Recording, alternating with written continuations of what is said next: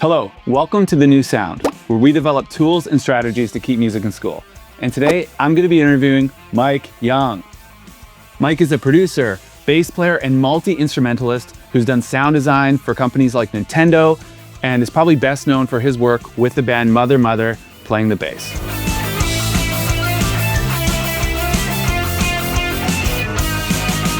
How's it going, Mike? It's going great. Happy to be here.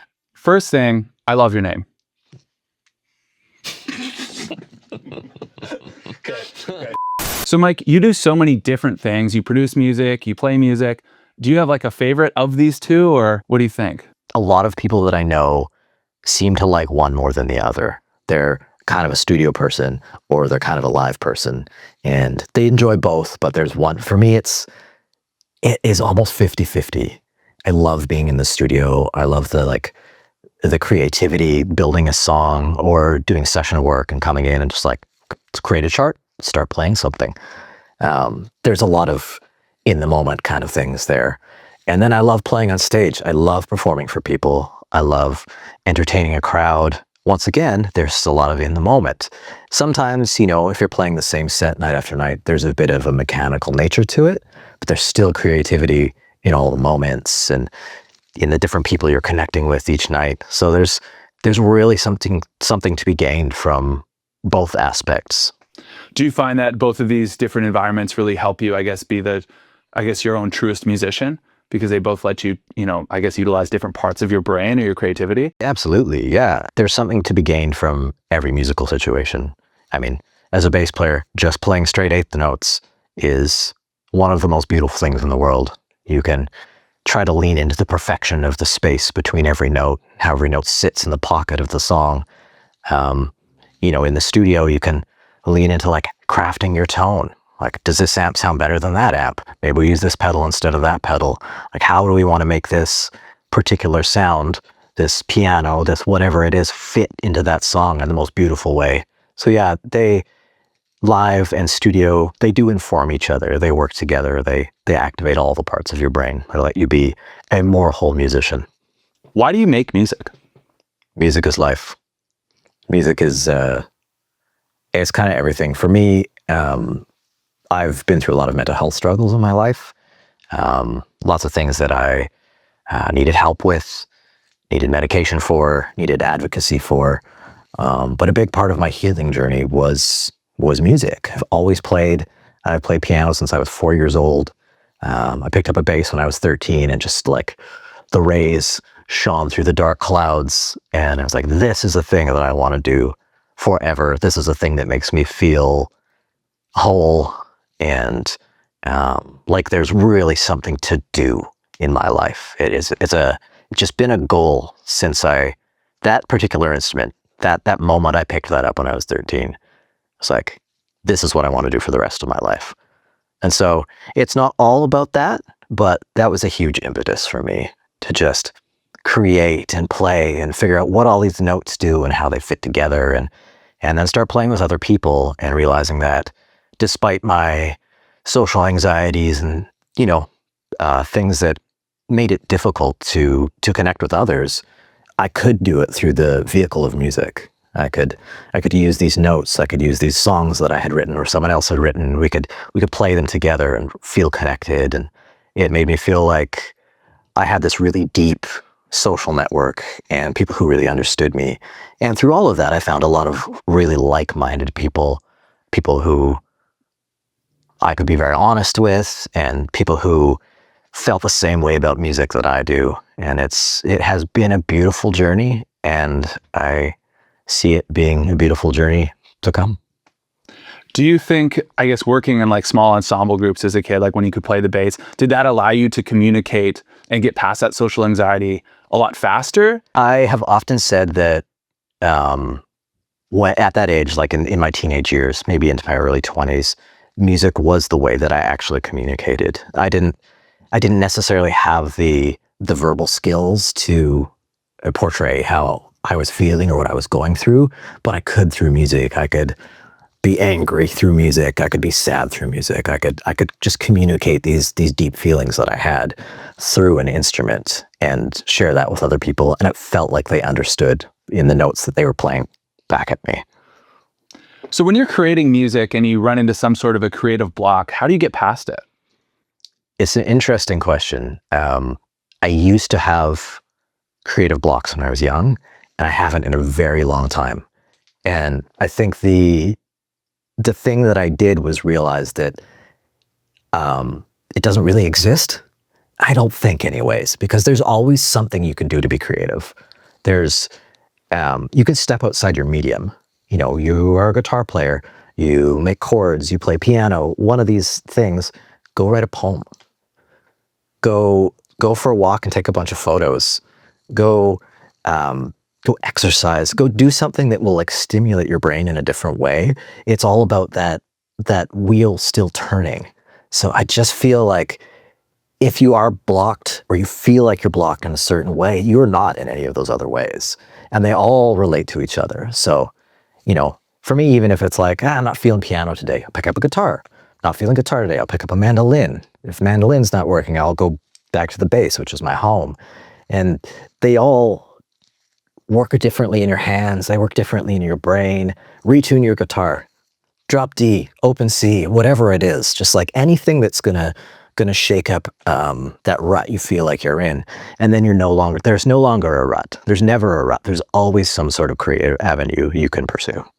So I guess, yeah, it's just finding like a new strategy or just new way to go about creating, essentially. Yeah, I know people in my life who have like those words that you put on your fridge, the little magnets, and just like scramble them around and make a little poem on the fridge. Do a bit of free writing, just like what is in your brain at that very moment. Write it down. What does that say to you? Are there any lyrics in there? Is there a chord structure in there? Look at a barcode. What do those numbers mean on the guitar fretboard? Like everything has the possibility for creativity. You just gotta like dive in, find those things. So if you were to look back at some of your early musical experiences, are there any like tools or concepts that you're still using today when you make music? My very first bass teacher, shout out to Wayne, he said something once that stuck with me my entire life, my entire career.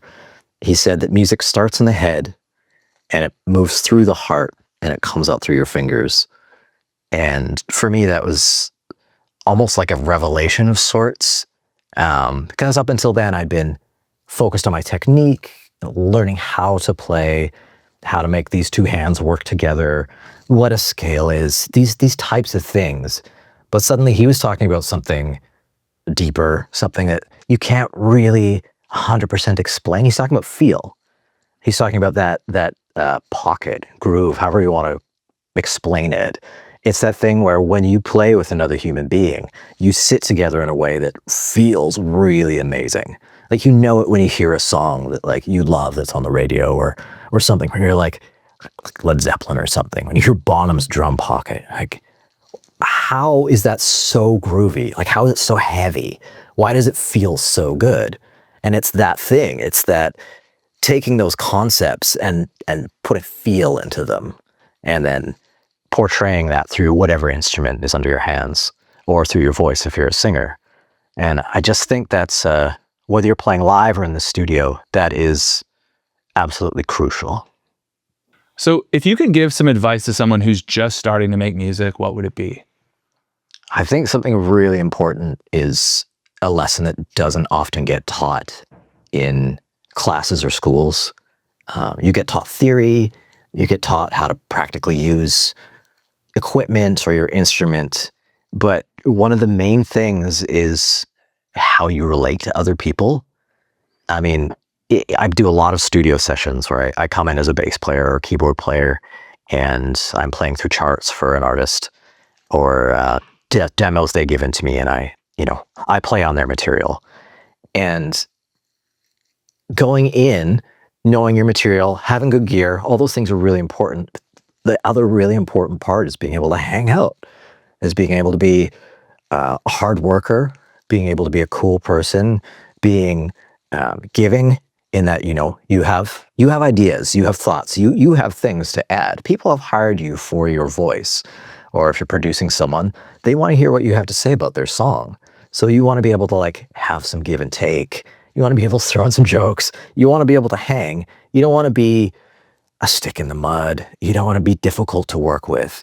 That like that ability to relate to your peers in the studio or on stage or wherever it is that you're creating your music is really, really important. You're spending a lot of time together. You're hanging out at a confined space.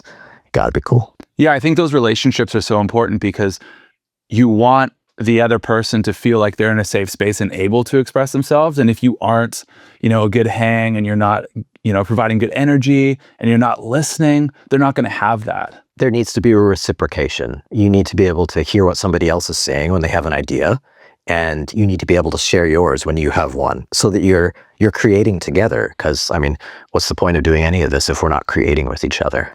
Totally. Victor Wooten talks about this a lot in his book, about just how music is a language, right? And essentially, yeah, you're having conversation. And if someone's talking the whole time, it's not a great conversation. No. So you really need that back and forth. Yeah, especially, first I'm a bass player. So one of the things I love the most is playing with a great drummer. And the thing I like the most about that relationship is when we lock, when I know what his right foot or her right foot is going to do. I know exactly where they're landing. We're in sync. We're creating that pocket that I was just talking about, where it's there's the groove and everything else can just sit on top of that. It's such a good feeling. Do you have a favorite piece of gear? I certainly do. I play Sadowski basses live mostly, and I have this Sadowski PJ 5-string that just fits me like a glove. It is perfect. It sounds great in almost every session. I love it more than anything in the world. But I just had a new bass made for me. It's a really unique piece. It's a travel bass, sort of. It's a 20-inch scale 6-string bass.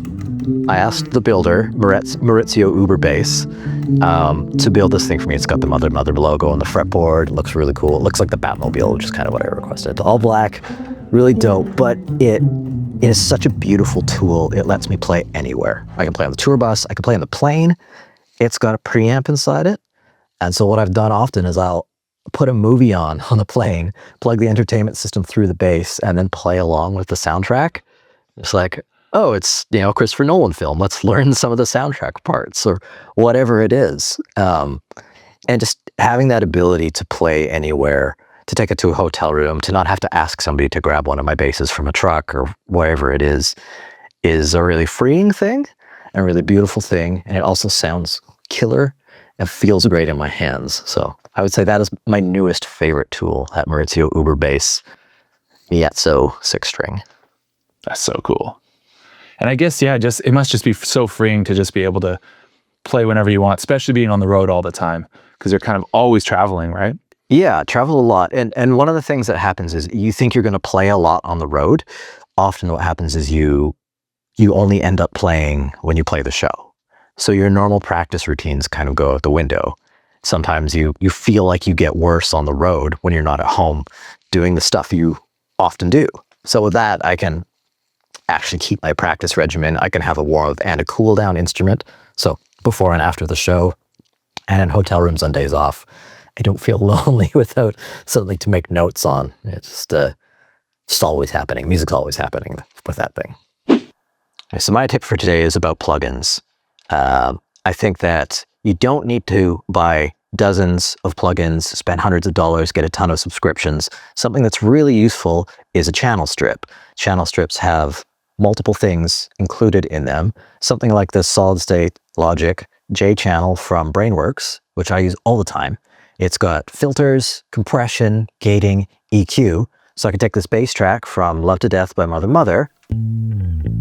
I can filter, get rid of some low end, add a bunch of compression, make it poke, add some more low mids.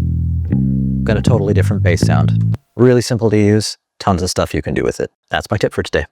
I just want to give a shout out to the Edith Lando Virtual Learning Center located at the University of British Columbia for all their support in making this content. Thank you so much for watching, keep creating, and we'll see you in the next video.